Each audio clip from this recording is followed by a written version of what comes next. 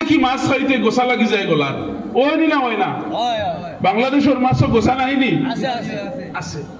চক্ষু দিয়ে দেখে দেখি গোসা লাগি যায়। কিন্তু আল্লাহ যদি এই চক্ষু নামক নিয়ামত আপনারে আমারে দিত না, তে আমার হাল হইতো আছিল কিতা? আল্লাহ যদি খানিকা না দিতা, তে আমার হাল হইতো আছিল কিতা? কোন মাইকে আমার এই মগজের ভিতরে নিয়ে সাউন্ড পৌঁছাইতো আছিল যদি মাইক্রোফোন না থাকে? ও মুসলমান হল, রব্বুল ইজ্জত ওয়াল জালালের দরবার আপনি আমি একবার না চাওয়া সত্ত্বেও আমার আল্লাহ আপনারে আমার এত সুন্দর করে গড়িয়া দিলা। একবার আমি আল্লাহর কাছে না চাওয়া সত্ত্বেও আল্লাহ এমন সুন্দর করিয়া আমার গঠন গড়িয়া দিলা। একবার না চাওয়া সত্ত্বেও আমার আল্লাহ এত সুন্দর করিয়া এত শক্তিশালী দুইখানা পা দিয়া দিলা রে ভাই। একবার আমি আমার আল্লাহর কাছে চাই নাই যে আল্লাহ এত সুন্দর করিয়া আমারে গঠন করিয়া দেখুয়া। আমার আল্লাহ না চাওয়া সত্ত্বেও এত সুন্দর করিয়া এত ভালোবাসা বিলাইয়া এত গঠন সুন্দর করিয়া এমন ভাবে আপনারে আমারে জমিনে দিল রে ভাই।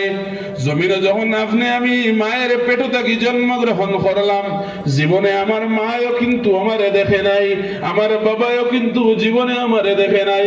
কিন্তু একটা সন্তান রূপে জমিনে যখন আমি সর্বপ্রথম জন্মগ্রহণ করলাম, আমার মায়াও দেখিয়ে আমারে বড় মহব্বত লাগে, আমার বাবাও দেখিয়ে আমারে বড় মহব্বত লাগে, আমার আত্মীয় স্বজনে দেখিয়ে আমারে বড় মহব্বত লাগে।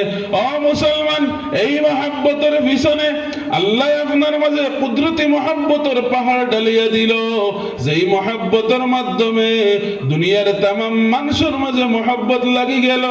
ও সুবহানাল্লাহ। এর লাগি আপনি আমি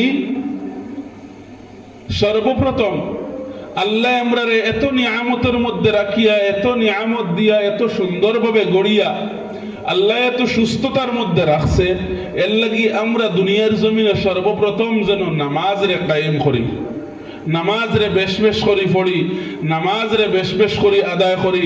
কারণ নামাজের লাগি ওই লগি জান্নাত, আর বেনামাজির লাগি ওই লগি জাহান্নাম। আল্লাহ কোরআনুল কারীম স্পষ্ট বার্তা দিয়া দিছে।